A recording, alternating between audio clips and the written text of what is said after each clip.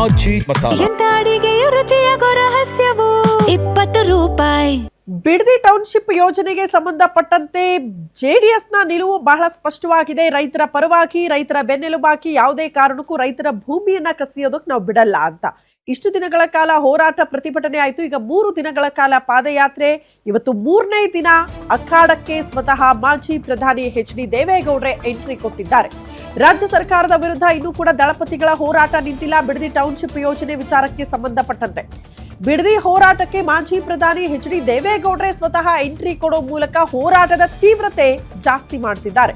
ಸರ್ಕಾರಕ್ಕೆ ಬಿಸಿ ಮುಟ್ಟಿಸೋದಕ್ಕೆ ಮತ್ತೊಂದು ಸುತ್ತಿನ ಹೋರಾಟಕ್ಕೆ ಪ್ಲಾನ್ ರೂಪುಗೊಂಡಿದೆ ಅನ್ನೋದ್ರ ಬಗ್ಗೆ ಡೀಟೇಲ್ ಸಿಗ್ತಾ ಇದೆ. ಆಗಸ್ಟ್ 18ಕ್ಕೆ ದೇವೇಗೌಡರ ನೇತೃತ್ವದಲ್ಲಿ ಬೃಹತ್ ಹೋರಾಟ ಮಾಡೋದಕ್ಕೂ ಕೂಡ ಪ್ಲಾನ್ ರೂಪಿಸಿದ್ದಾರೆ ಅನ್ನೋದ್ರ ಬಗ್ಗೆ ಡೀಟೇಲ್ ಸಿಗ್ತಾ ಇದೆ. ಈ 3 ದಿನದ ಪಾದಯಾತ್ರೆ ಅಲ್ಲದೆ 18ನೇ ತಾರೀಕು ದೊಡ್ಡಗೌಡ್ರೆ ಅಖಾಡಕ್ಕಿಳಿಯೋ ಮೂಲಕ ಹೋರಾಟವನ್ನ ಮಾಡ್ತೀವಿ, ರೈತರ ಪರವಾಗಿ ನಾವಿದ್ದೀವಿ ಅನ್ನುವಂಥ ನಿಲುವನ್ನ ಸ್ಪಷ್ಟಪಡಿಸೋದಕ್ಕೆ ದೇವೇಗೌಡರು ಎಂಟ್ರಿ ಕೊಡ್ತಾ ಇರೋದ್ರಿಂದ ಸಹಜವಾಗಿ ಹೋರಾಟ ಮತ್ತು ಪ್ರತಿಭಟನೆಗಳು ಸ್ವಲ್ಪ ಮಟ್ಟಿಗೆ ತೀವ್ರತೆ ಪಡೆದುಕೊಳ್ಳುತ್ತೆ. ಸರ್ಕಾರಕ್ಕೆ ಅದರ ಬಿಸಿ ತಾಕೋದ್ರಲ್ಲಿ ಡೌಟ್ ಇಲ್ಲ. ಹಾಗಾಗಿ ರೈತರು ಕೂಡ ಒಂದು ಅತಿ ದೊಡ್ಡ ಶಕ್ತಿಗೆ ನಿರೀಕ್ಷೆ ಮಾಡ್ತಾ ಇದ್ರು. ಈಗ ದೇವೇಗೌಡರ ಅಖಾಡಕ್ಕೆ ಧುಮುಕೋ ಮೂಲಕ ರೈತರ ಪರವಾಗಿ ಧ್ವನಿ ಎತ್ತುತ್ತಿದ್ದಾರೆ. ಎನಿವೆ, ಬಿಡದಿ ಟೌನ್ಶಿಪ್ ಯೋಜನೆ ವಿಚಾರ ಕಾಂಗ್ರೆಸ್ ನಾಯಕರು ಹೇಳೋದು ಕುಮಾರಸ್ವಾಮಿ ಅವರೇ ಅಲ್ವೇನ್ರಿ ಈ ಯೋಜನೆಯನ್ನ ಜಾರಿಗೆ ತರಬೇಕು ಅಂತ ಹೊರಟವರು, ಅವರೇ ಅಲ್ವಾ ಯೋಜನೆಗೆ ಮೊದಲು ಒಂದು ಅಸ್ತು ಅಂದವರು ಅಂತ.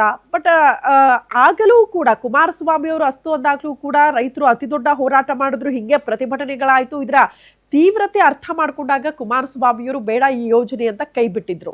ಬಟ್ ಆಗ ನೀವು ಯೋಜನೆಗೆ ಸಂಬಂಧಪಟ್ಟಂತೆ ಅನುಷ್ಠಾನಕ್ಕೆ ತರ್ತೀವಿ ಅಂತ ಹೇಳಿ ಆದೇಶ ಕೊಟ್ಟಾಗೆಲ್ಲ ಬಹುತೇಕ ಭೂಮಿ ರೆಡ್ ಝೋನ್ಗೆ ಸೇರ್ಪಡೆ ಆಗಿದೆ. ರೆಡ್ ಝೋನ್ ಅಲ್ಲಿರುವಂತಹ ಭೂಮಿಯ ಬೆಲೆ ಸ್ವಲ್ಪ ಕಡಿಮೆ. ಹಾಗಾಗಿ ಕೆಲ ರೈತರು ಈಗ ಸರ್ಕಾರಕ್ಕೆ ಕೊಡೋ ಮನಸ್ಸು ಮಾಡಿದ್ರು ಕೂಡ ಅರ್ಧಕ್ಕರ್ಧಷ್ಟು ರೈತರು ಇನ್ನೂ ಕೂಡ ಒಪ್ಕೊಂಡಿಲ್ಲ ಅಂತ. ಒಪ್ಪಿಗೆ ಪತ್ರವನ್ನ ತೋರಿಸಿ ಅಟ್ಲೀಸ್ಟ್ 80% ರೈತರು ಒಪ್ಕೊಂಡಿದ್ದಾರೆ ಅಂದ್ರೆ ಅದು ಯಾರು ರೈತರು ಅಂತ ನಾವು ತೋರಿಸ್ಬೇಕಲ್ಲ ಸರ್ಕಾರ ಓಪನ್ ಅಪ್ ಆಗಿ. ಬಟ್ ತೋರಿಸ್ತಾ ಇಲ್ಲ.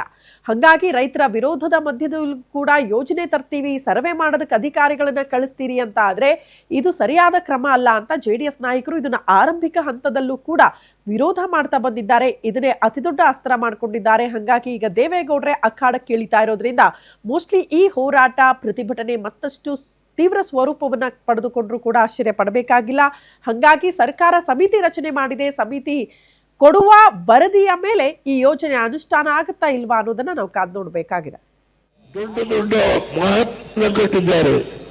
ಅಲ್ಲಿ ಇವತ್ತು ಅವುಗಳನ್ನ ಕೊಂಡುಕೊಳ್ತಕ್ಕಂಥವರು ಇಲ್ಲ. ಎಷ್ಟೊಂದು ಕಟ್ಟಿರುವ ಮನೆಗಳು ಖಾಲಿ ಬಿದ್ದಿದ್ದಾರೆ. ಇದನ್ನ ಯಾವುದೋ ಒಂದು ಕಮಿಟಿ ಮಾಡಿದ್ದಾರಂತೆ. ಆ